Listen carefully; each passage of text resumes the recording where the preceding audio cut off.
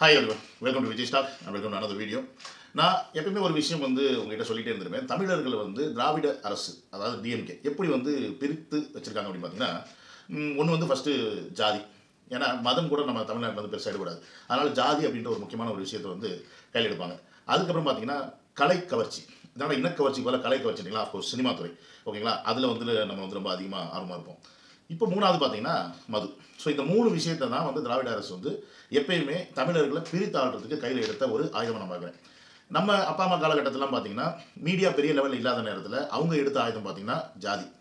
ஓகேங்களா, நீ என்ன ஜாதி அவன் என்ன ஜாதி அப்படின்னு சொல்லி நான் பொதுவானவன், எல்லா ஜாதிக்கும் நான் பொதுவானவன் அப்படின்ற ஒரு போர்வைக்குள்ளே வந்த ஒரு கூட்டம். ரெண்டாவது அப்படியே ரஜினி கமல் காலகட்டங்கள் வரும்போது பார்த்தீங்கன்னா சினிமா கவர்ச்சி. அப்போ இந்த சிகரெட் விஷயம், ஸ்டைலு அப்படின்ற விஷயத்தை ரஜினி அவர்கள் மூலிமா இளைஞர்கள் மத்தியில் பூத்தி அந்த சினிமாவில் ஆர்வம் காட்ட வச்சாங்களே வெளியே அரசியல் நாலேஜ் மக்களுக்கு பூத்துனாங்களான்னு கேட்டிங்கன்னா அது கிடையாது. ஸோ அதனால் சினிமா கவர்ச்சி அந்த 80s 90s அந்த காலகட்டங்கள் 2K கட்ஸ் வந்ததுக்கப்புறமா 2K அப்படின்ற அந்த காலகட்டம் வந்ததுக்கப்புறம் மீடியாஸ்லாம் வந்ததுக்கப்புறம் பசங்க கொஞ்சம் சோஷியல் மீடியாஸ் நாலேஜில் வர ஆரம்பிச்சதுக்கப்புறம் பார்த்தீங்கன்னா அவங்க கையில் எடுத்த ஆயுதம் தான் டாஸ்மாக். ஸோ இந்த டாஸ்மாக் அப்படின்னும் போது எல்லாருமே மது பழக்கத்துக்கு அடிமையாகி இன்றைக்கி தண்ணி அடிக்கிறது அதிகமாக இருக்கான வழியே தமிழ்நாட்டில் தருதலையாக தெரிஞ்சுக்கிட்டு இருக்காங்க. ஆனால் நல்ல விஷயம் என்னென்னா அவனுக்கு தெரியாது. ஸோ இந்த மூணு விஷயத்தையும் எடுத்துட்டு அதற்கு அப்புறமும் தமிழர்களை இல்லை வளர்ந்து வர்ற தமிழர்களை அவங்க அழிக்கணும் அப்படின்னா அவங்க எடுக்கிற விஷயம் தான் பார்த்தீங்கன்னா பர்சனல் கிரிட்டிசிசம். அதாவது ஒருத்தர் அவருடைய குடும்பம் சார்ந்த விஷயங்களை பேசி அவருடைய கேரக்டர் அசாசினேஷன் பண்ணுற விஷயத்தையும் கடைசியாகமாக அவங்க எடுத்து செய்வாங்க. ஸோ இப்படி ஒரு கேவலமான ஒரு கட்சியே தான் கட்டமைப்பு பண்ணி இத்தனை வருஷ காலமாக நாங்கள் பெரும் பலசாலி அப்படின்னு காமிச்சிட்டு இருக்க ஒரு டிஎம்கே கட்சி. இன்றைக்கு வரைக்கும் எனக்கு தெரிஞ்சு டிஎம்கே தனியாக நின்று எங்கேயும் ஜெயிச்சு இவ்வளோ பெரிய ஓட்டுகள்லாம் வாங்கின மாதிரி இல்லை. எல்லாருமே எப்பவுமே கூட்டணியோட இருந்தால் ஒன்று காங்கிரஸோ இல்லைன்னா இல்லை தமிழ்நாட்டில் பார்த்தீங்கன்னா விசிகா இப்படி யார் கூடயாவது கூட்டணி வச்சு தான் அவங்க ஜெயிக்கிறாங்க வழியே நாங்கள் தனியாக வரோம். நான் தனியாக ஜெயிக்கிறோம்னா அப்படிலாம் இதுக்கு போட்டதும் கிடையாது, பண்ணவும் மாட்டாங்க, அவங்களால முடியவும் முடியாது. அது தெரிஞ்ச விஷயம். பட் இவங்க ரெண்டு பேரை எப்பயுமே வளர்த்து விட்டுருக்காங்க. நான் வீடியோவில் சொல்லிட்டு நான் இன்றைக்கி டிஎம்கே பற்றி பேச போகிறீங்கன்னு நினச்சிங்கன்னா அஃப்கோர்ஸ் அவங்கள பற்றி தான். பட் யாரை வளர்த்து விட்ருக்காங்க, ஏன் வளர்த்து விட்றாங்க அப்படின்றது தான் இன்றைக்கி இந்த வீடியோவில் பார்க்க போகிறோம். அது ஒன்று ரஜினிகாந்த் அவர்கள், இன்னொன்று அஜித் அவர்கள். ஸோ இந்த ரெண்டு பேரையும் பார்த்தீங்கன்னா நான் அடிக்கடி சொல்லிகிட்டே தான் இருப்பேன். அவங்க ஃபேன்ஸ் என்ன நீங்கள் ஒத்துக்கிட்டாலும் ஒத்துக்கலைனாலும் அதான் உண்மை. பட் எப்படியான விஷயங்களை இவங்க செய்கிறாங்க அப்படின்றத நம்ம ரெண்டு வீடியோ இருக்குது, அந்த ரெண்டு வீடியோ கிளிப் மூலிமா பார்க்க போகிறோம். ஃபஸ்ட்டு நம்ம அஃப்கோர்ஸ் மூத்தவர் தலைவர் அவரை பற்றி முதல்ல பார்த்துட்டு வந்துடுவோம். நல்லா இருக்காரு. நேற்று நைட் கூட பேசினேன். நான் அதை பற்றி நானே ஒரு கிளாரிட்டி கொடுத்தலாம்னு நினைக்கிறேன். ஏன்னா கிட்டத்தட்ட ஒரு மாதம் முன்னாடி நினைக்கிறேன், ஒரு மாதம் 40 நாள் முன்னாடி இருக்கும். இந்த வைசாக் ஸ்கெடியூல் ஆரம்பிக்கிறதுக்கு முன்னாடி அப்போ சொன்னது சார் எங்ககிட்ட இந்த மாதிரி அக்டோபர் இந்த 30ஆம் தேதி அவருக்கு ஒரு நான் சர்ஜிக்கல் ஒரு சின்ன ப்ராசஸ் இருக்குன்னு சொல்லி. ஏன்னா இது சாரை தாண்டி நிறைய ஸ்டார்ஸ் இருக்காங்க, வேறு ஸ்டேட்லேருந்து எல்லாரோட டேட்ஸுமே இருக்கனால முன்னாடியே சொல்லியிருந்தார் ஒரு 40 நாள் முன்னாடி. ஸோ அதை வச்சு தான் பிளானே பண்ணியிருந்தோம். ஸோ அதனால் அவர் 30th சர்ஜரிங்கிறதுனால அந்த ப்ராசஸ்ங்கிறதுனால 28th அவரோட ஷூட் எல்லாம் முடிச்சு அனுப்பியிருந்தோம். அண்ட் 29th காலையில் இங்கே ரீச் ஆனார். உங்கள் எல்லாரும் மீட் பண்ணி தான் போனார்னு நினைக்கிறேன். இங்கே கூட உள்ள காரில் உட்காந்து ஆட்டோகிராஃப்லாம் ரெண்டு பசங்களுக்கெல்லாம் போட்டார் நினைக்கிறேன். முடிச்சுட்டு ஈவினிங் போயிட்டு ஒரு அட்மிட் ஆனால் அந்த ப்ராசஸ் அப்படியே போயிருந்தது. அண்ட் அது எப்படி வைரலாச்சுன்னு தெரியல. நாங்கள் அங்கே ஷூட்டில் இருந்தோம். அதுக்கப்புறம் நிறைய எழுதிருந்தாங்க, என்னென்னமோ பேசினாங்க யூடியூப்ல. அது எங்களுக்கு ரொம்ப பேனிக்கிங்காக இருந்தது அங்கேருந்து பார்க்கும்போது. ஓகே, இப்போ நீங்கள் பார்த்துருப்பீங்க நம்ம எல்சியோடைய டேரக்டர் ஓகேங்களா கனகராஜ் என்ன சொல்லியிருக்காரு நீங்கள் பார்த்துருக்கீங்க. நான் கூட ரஜினிகாந்த் அவர்கள் ஹாஸ்பிட்டலில் போய் அட்மிட் ஆனோடனே கொஞ்சம் வருத்தப்பட்டு அவருக்காக பரிதாபப்பட்டு ஒரு வீடியோலாம் கூட போட்டேன், சீக்கிரம் குணமாகி வரணும் அப்படின்னு. தளபதியும் சேர்ந்து ஒரு ட்வீட் வேறு போட்டார், உடல் நலம் சரி உடல் நலம் குண்டு இருக்க ரஜினிகாந்த் அவர்கள் சீக்கிரமாக வீட்டுக்கு வரணும்னு தளபதி அவர்களும் ட்வீட் போட்டார். பட் இதற்கு மென்டலான்ஸ் கமெண்ட் என்ன போட்டாங்கன்னா, நீ என்னென்ன ட்வீட் போட்டுக்க, நீ என்ன வேணாலும் சொன்னீங்க, ஆனால் எங்கள் ஓட்டு உங்களுக்கு கிடையாது அப்படின்ற மாதிரி அந்த ஒரு விஷயத்தை தான் அவங்க பதிவு பண்ணுறாங்க. ஸோ அவங்களுக்கு ஓட்டோட வேல்யூ என்னன்னு தெரியாதனால தான் நான் ஓட்டு உனக்கு போட மாட்டேன், ஓட்டு இவனுக்கு போட மாட்டேன் அப்படின்ற அந்த பாயிண்ட் எடுத்து வைக்கிறாங்க. ஃபர்ஸ்ட் ஆஃப் ஆல் ஓட்டோட வேல்யூ தெரிஞ்சிச்சு அப்படின்னா அது யாருக்கு போடணுன்ற விஷயம் அவனுக்கு தெரியும். அதனால் நம்ம அதை பற்றி டிஸ்கஸ் பண்ண வேண்டிய அவசியம் கிடையாது. பட் இந்த இடத்துல இப்போ ரஜினிகாந்த் அவர்கள் தவறானவரா இல்லை லோகேஷ் கனகராஜ் தவறானவரா இல்லை இது உண்மையாலுமே அவர் உடம்பு சரியில்லாமல் போச்சா அப்படின்ற மாதிரி இந்த விஷயங்கள் இருப்பாங்க. இதில் கிளியராக லோகேஷ் கனகராஜ் சொல்கிற விஷயம் என்னென்னா, இந்த அறுவை சிகிச்சைக்கான ஷெடியூலில் 40 நாளைக்கு முன்னாடியே அவங்க பிளான் பண்ணிட்டாங்க. அந்த பிளான் பண்ணதுக்கு ஏற்ற மாதிரி எங்களுடைய ஷூட்டிங் ஷெடியூலாக நாங்கள் முடிச்சுட்டு தான் ரஜினிகாந்த் அவர்கள் இன்றைக்கி போய் அட்மிட் ஆகி அவர் அதை ட்ரீட்மெண்ட் எடுத்திருக்காரு அப்படின்ற ஒரு விஷயத்தை லோகேஷ் கனகராஜ் இந்த இடத்துல அவரே அவருடைய வாயால் கிளாரிஃபிகேஷன் கொடுக்குறாரு. ஏன்னா அவருடைய பேர் தான் டேமேஜ் ஆயிருக்கு. ஏன்னா ரஜினியை கட்டி தொங்க விட்டாங்க. கூலி படத்துடைய ஃபைட் சீன்ஸில் 2 நாள் 3 நாள் மலையில் நனைய வச்சாப்புல, ரஜினி கட்டி தொங்க விட்டாப்புல, அதனால அவருக்கு இப்படி ஆயிடுச்சு. இந்த வயசுல இவ்வளோ கஷ்டப்பட்டு நடிக்கிறாரா, இந்த வயசுல இவ்வளோ மெனக்கேடுறாரா, இந்த வயசுல ரசிகர்களை சந்தோஷமா வச்சுக்கிறதுக்கு இவ்வளோ வேலை பண்ணுறாரா அப்படின்னு பில்டப்பை கிரியேட் பண்ணாங்க. எதுக்கு? வேட்டையன் படத்துடைய ரிலீஸ் அக்டோபர் 10ஆம் தேதி வருது. நம்ம எப்பவுமே பார்க்குற விஷயம் தான். ரஜினிகாந்த் அவர்கள் பார்த்தீங்கன்னா ஒரு படம் ரிலீஸ் ஆகிறதுக்கு முன்னாடி கையில் எடுத்த ஆயுதம் பார்த்தீங்கன்னா அரசியல், தன்னுடைய அரசியல் வருகை கொடுத்தோ இல்லை ஏதாவது ஒன்று பண்ணுற மாதிரியே சும்மா லைட்டாக ஹிண்ட்டை கொடுத்துட்டு அதில் ஹைப் ஏற்றி படத்தை ஹிட் பண்ணிட்டு போவார். அதற்கப்புறமா அரசியலேருந்து விலகிட்டுன்னு சொன்னதுக்கப்புறமா திருப்பியும் யாரை வச்சு பண்ணாருன்னு பார்த்தீங்கன்னா அது உங்களுக்கு எல்லாருமே நல்லா தெரியும். ஜெயிலர் படத்தில் தளபதி அவர்களுடைய ஒரு லிங்கை தான் பேசுவாங்கன்னு தெரிஞ்சு கான்ட்ரவர்சி அந்த டாக்கை பேசுறாரு. பட் இவர் வந்து மனசில் உண்மையாலுமே தளபதி பேசாமல் இருந்தாரா நமக்கு தெரியாது.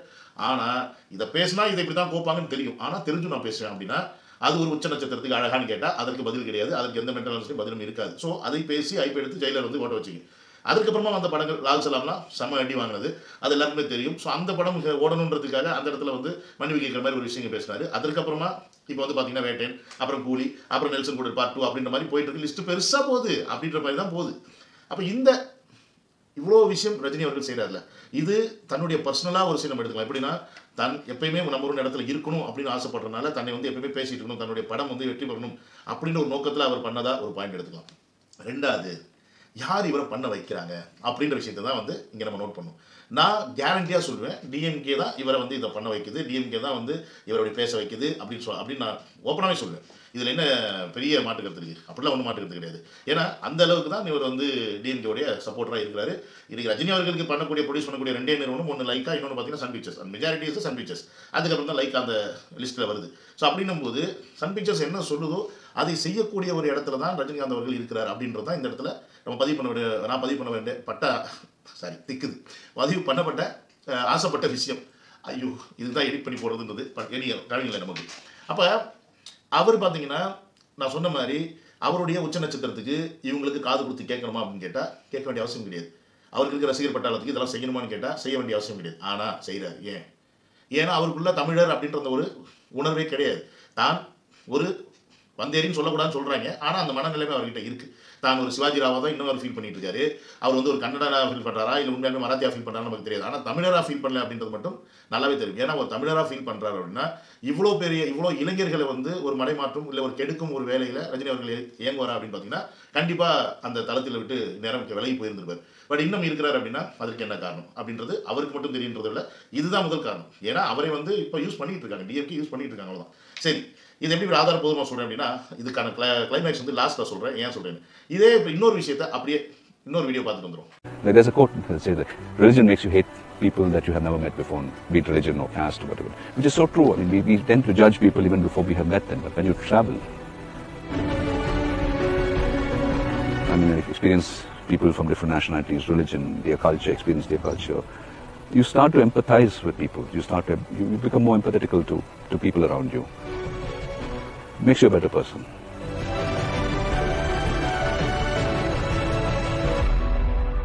இப்போ நீங்கள் பார்த்துருப்பீங்க, இது வந்து அஜித்குமார் அவர்கள் வந்து பார்த்தீங்கன்னா ஒரு இடத்துல யார்ட்டையோ அங்கங்கே மீட் பண்ணுறாரு, டிரைவிங் போகிறாரு, பைக்கில் போகிறாரு, அவருடைய பேஷனை எடுத்து வண்டி எடுத்து சுற்றுறாரு, அதெல்லாம் அவருடைய பிரச்சனை, அதெல்லாம் நமக்கு அதை பிரச்சனை கிடையாது. அந்த இடத்துல ஒரு மெசேஜ் ஒன்று சொல்கிறார், அந்த மெசேஜும் நல்ல மெசேஜ் தான்.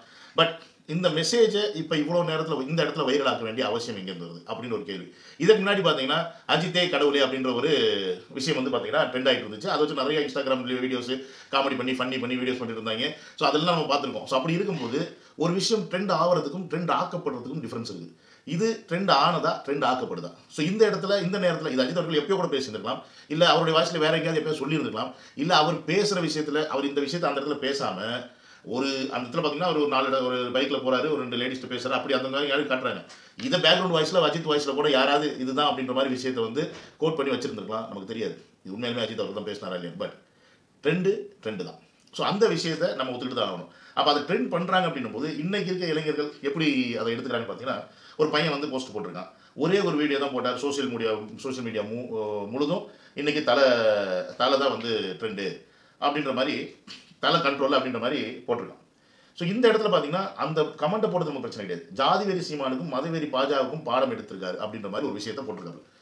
உண்மையாலுமே அஜித் அவர்கள் அரசியலுக்குள்ள வர்றதுக்கான ஆர்வம் எனக்கு தெரிஞ்சு அவருக்கு இருக்க மாதிரி நான் பார்த்தது கிடையாது. அப்படி இருக்கும்போது அவர் பிஜேபி எதிர்த்து பேசுகிற மாதிரியோ இல்லை இங்கே இருக்க ஆளுங்கட்சி எதிர்த்து பேசுகிற மாதிரியோ அந்த மாதிரி எந்த விஷயமே வந்து அவர் பண்ண மாட்டார், பண்ணதில்லை, நான் பார்த்ததில்லை. பட் இந்த போஸ்ட்டில் ஜாதிவெறி சீமான் மதவெறி பாஜகன்னு போட்டிருக்காங்க. இந்த இடத்துல மதவெறி பாஜக அப்படின்ற ஒரு விஷயத்தை எல்லாருமே ஒப்புக்கொள்வோம். ஆனால் ஜாதிவெறி சீமான் அப்படின்ற ஒரு விஷயம் இருக்குது, அதை எப்படி நம்ம ஒத்துப்போம்? அது நான் ஏன் எப்படி கேட்குறேன்னு பார்த்தீங்கன்னா, என்னைக்கு சீமான் அவர்கள் ஜாதியாக நம்ம எல்லாம் ஒன்று இணையணும் அப்படின்னு என்னைக்காவது நேரில் யாராவது பேசுனீங்க பார்த்துருக்கீங்களா அப்படின்ற ஒரு கேள்விக்கு வருது. எனக்கு தெரிஞ்சு தமிழர்களாக ஒன்று இணைங்க அப்படின்னு தான் வந்து அவர் சொல்லுவார். தமிழர்களாக ஒன்று இணைஞ்சால் அந்த உணர்வு இருந்தால் மட்டும்தான் புரட்சி தீ மட்ட தீ எல்லாத்தையுமே வரும். அந்த தமிழர்கள் உணர்வு இல்லாதனால தான் ஜாதியில் பிச்சுட்டு தெரியறனாலையும் ரசிகர்கள் பின்னாடி ஹீரோஸ் பின்னாடியும் ஒவ்வொரு கூட்டமும் தெரியறனால தான் நமக்கு இந்த தமிழர்கள் உணர்வு இல்லை அப்படின்னு நம்ம தான் பேசுவாருடைய. இந்த இடத்துல ஜாதி வெறி சீமான் அப்படின்ற மாதிரி அந்த இடத்துல பதிவு பண்ணுறாப்புல. ஸோ இவர் எதை மென்ஷன் பண்ணுறாரு? அப்போ தமிழர் அப்படின்னு சொல்கிறத ஜாதியாக, அதாவது தமிழரையே வந்து ஜாதியாக பார்க்குறாரு அந்த பையன். ஜாயா கனகராஜன் பேர் போட்டு வச்சிருக்காரு. தமிழரையே நீ ஜாதியாக பார்க்குறியா அப்படின்ற கேள்வி தான் வருது. தமிழன் அப்படின்றது ஒரு இனம், அவ்வளோதான். அந்த இனத்துக்குள்ளே இருக்கிற ஒரு கட்டமைப்பு தான் ஜாதி. ஒவ்வொரு இனத்துக்கும் ஒரு கட்டமைப்பு இருக்கிறது தான் மதம். ஒவ்வொரு மதத்திலையும் ஒவ்வொரு இனம் இருக்க மாதிரி வச்சுக்கலாம். ஸோ அப்போ இனம் அப்படின்ற ஒரு விஷயம் தான் இங்கே முக்கியமாக இருக்குது. ஒரு இனத்தையே இவன் ஜாதின்னு மென்ஷன் பண்ணுறாங்க அப்படின்னா இவங்களோட மைண்ட் செட் எந்த அளவுக்கு இருக்குது அப்படின்றத நம்ம புரிஞ்சுக்க வேண்டியது. இன்னொன்று என்ன பார்த்தீங்கன்னா, எனக்கு தெரிஞ்சு நான் சொன்ன மாதிரி அஜித் அவர்கள் அது உண்மையாலுமே அவர் பேசியிருந்தா கூட நல்ல விஷயம் தான். அது அவர் வந்து நல்ல விஷயத்தை தான் பேசுகிறார். அவர் வந்து தப்பாக ஒன்றும் சொல்லலை. ஜாதி மதம் எல்லாத்தையும் கடந்து நம்ம வந்து மனிதர்களாக ஒன்றா இருக்கணும், ஹியூமன் பீங்காக இருக்கணும் அப்படின்ற ஒரு விஷயத்தை சொல்கிறார். பட் அது இன்னைக்கு இருக்கிற கரண்ட் சுச்சுவேஷனில் அது இயல்பாக இருக்கான்னு பார்த்தீங்கன்னா கிடையாது. ஏன்னா அப்படி இருந்துச்சுன்னா இன்னைக்கு 3ஆம் உலகப் போர் வர சூழ்நிலை வந்து போய்கிட்டு இருக்கு. அப்படி இருக்கும்போது இதில் எங்கேருந்து ஹியூமனிட்டியாக இருக்கிறது? அதாவது இந்த இடத்துலையே ஒரு தமிழ்நாட்டிலேயே தமிழன் ஆள வேண்டிய இடத்துலையே இன்னொருத்தன் வந்து உட்காந்துக்கிட்டு தமிழனை ஆள விடாமல் அவனை தானே அசிங்கப்படுத்துறது, அவனை தானே கேவலப்படுத்துறது, அவனை தானே அவமானப்படுத்துறது அப்படின்ற ஒரு விஷயம் நடக்கும்போது இதை நான் அப்படியே இப்போ கம்பேர் பண்ணி பார்க்குறேன். இஸ்ரேல் அண்ட் ஈரானுக்கு நடந்துக்கிட்டு இருக்க ஒரு விஷயத்தை தான். அதாவது இத்தினூண்டு குட்டியூண்டு நாடு இஸ்ரேலு, ஒட்டுமொத்த முஸ்லீம்ஸ் இருக்கிற நாட்டையும் அவன் எதிர்க்கிறான் அப்படின்னா யாரோட தைரியத்தில் எதிர்க்கிறான் அப்படின்ற கேள்வி தான் இங்கே. ஸோ அப்போ இதுக்கு கனெக்ஷன் நான் சொல்கிறது புரியும்னு நினைக்கிறேன். அப்போ அந்த சப்போர்ட் வந்து அமெரிக்காவிலேருந்து இஸ்ரேல் கிடைக்கிறனால அவங்க எதிர்க்கிறாங்க. அப்போ இந்த இடத்துல தளபதி அப்படின்ற ஒரு பிம்பத்தை எதிர்க்கணும் அப்படின்னா அதற்கு 2 பேர் அவங்களுக்கு தேவைப்படுறாங்க. யாருக்கு? டிஎம்கேக்கு தேவைப்படுறாங்க. ஒன்று ரஜினி அவர்கள், இன்னொன்று அஜித் அவர்கள்.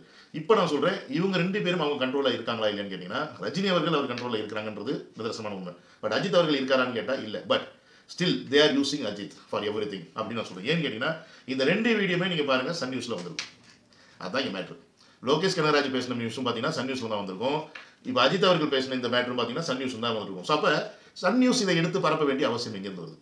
இப்போ ரஜினி அவர்கள் உண்மையாலுமே ஹாஸ்பிட்டல் வந்து நார்மலாக கூட போய் அட்மிட் பண்ணிருக்கலாம், அட்மிட் ஆகிருக்கலாம், யாருக்கும் அனௌன்ஸ் பண்ணாமல். ஆனால் அது யார் வெளியில் கொண்டு வந்தது? ஏன்னா 40 நாள் முன்னாடி அப்பாயின்மெண்ட் வாங்கிட்டாங்க. அப்போ இதுக்கு செய்கிறது யாருன்னு பார்த்தீங்கன்னா டிஎம்கே. இப்போ அஜித் அவர்கள் அது மாதிரி என்றைக்கோ போய் பேசிக்கலாம். அந்த வீடியோ எடுத்து இன்றைக்கி யார் வைரல் ஆக்குறது? டிஎம்கே அவர்கள், அதாவது சன் நியூஸ். ஸோ அப்போ அவங்க என்ன பண்ணாங்கன்னா ஒரு கட்டமைப்பை கிரியேட் பண்ணிகிட்டே இருக்காங்க. இவங்க அரசியலுக்குள்ள 2 பேருமே வரலைனாலும் இவர்களை வைத்து அரசியல் செய்யும் திமுக. இவர்கள் பின்னாடி இருக்கும் அந்த ரசிகர்களை ட்விஸ்ட் பண்ணுறது, அவங்கள வந்து விஜய்க்கு அகேன்ஸ்டாக எப்படி சொல்கிறது பேச வைக்கிறது, புரியுதுங்களா? படத்தை கம்பேர் பண்ணி என் படம் பெரிய படம், உன் படம் பெரிய சின்ன படம் அப்படின்ற மாதிரி விஷயங்களை பேச வைக்கிறது. இப்படி பல விஷயங்களை வந்து டிஎம்கே வந்து பண்ணிக்கிட்டு இருக்கு. நான் பல வருஷமாக சொல்லிட்டு இருக்கேன். அதனால தான் ரஜினி அண்ட் அஜித் அவர்கள் பார்த்தீங்கன்னா ஒரு சைடு அவர்களுக்கு திறமை இருந்திருந்தாலும் அவர்கள் இந்த இடத்துல வர்றதுக்கு காரணம் யாருன்னு பார்த்தீங்கன்னா அவருக்கு உண்டான அந்த பேக் சப்போர்ட், இவங்க கொடுத்துக்கிட்டு இருக்க சப்போர்ட். ஏன்னா ஒரு சரி அந்த டாப்பிக்கில் நம்ம போக வேண்டாம். ஏன்னு வச்சுங்க உடனே நீங்கள் திருப்பி ஃபேன்ஸ் கூட கம்பேர் பண்ணிங்களா, ஹீரோஸ் கூட கம்பேர் பண்ணிங்களான்னு வந்துடுவாங்க. ஸோ அதெல்லாம் விட்டுருவோம். பட் இந்த விஷயத்தை நீங்கள் எடுத்து பார்த்தீங்க அப்படின்னா நீங்கள் நல்லா யோசிச்சு பாருங்கள். இப்போ இதில் எது உண்மை எது போய்? இவங்க உண்மையாலுமே நல்லவர்களாக இருந்தாலும் இன்றைக்கி தப்பானவர்களாக யார் கண்ணுக்கு தெரியணும்? மற்றவங்க கண்ணுக்கு. அதாவது விஜய் ஃபேன்ஸாக இருக்கலாம். விஜய் ஃபேன்ஸ் தான் மேக்ஸிமம் கண்ணுக்கு தப்பாக தெரிவாங்க இவங்க வந்து போட்டியாக இருக்காங்க. ஆனால் இவங்க போட்டி இல்லாமல் கூட இருக்கலாம். பட் அந்த விஷயத்தை செய்கிறது டிஎம்கே. பட் எனக்கு என்ன ஒரே இவங்க கிட்ட ஆதங்கம்னா இவங்க 2 பேருமே இந்த அளவுக்கு ஒரு உச்சத்தில் இருக்கும்போது ஏன் இதை வந்து ஆதரிக்கிறாங்க, ஏன் இதை வந்து பெருசாக தட்டி கேட்க மாட்டேங்கிறாங்க அப்படின்ற ஒரு விஷயம் எனக்கு தோணுது. இன்னைக்கு அஜித் அவர்கள் வந்து சினிமா விட்டு போகிற ஐடியாவில் இருக்கிறார் அப்படின்ற மாதிரி சில நியூஸ் நான் பார்த்துட்டு இருக்கேன். ஆனால் போனாலும் அவரை வைத்தும் தமிழ்நாட்டில் அரசியல் செய்வாங்க இந்த திராவிட கூட்டம், இந்த திருட்டு திராவிட கூட்டம் அப்படின்றத இந்த வீடியோ ஸ்ட்ராங்காக பதிவு பண்ண ஆசைப்பட்டேன்.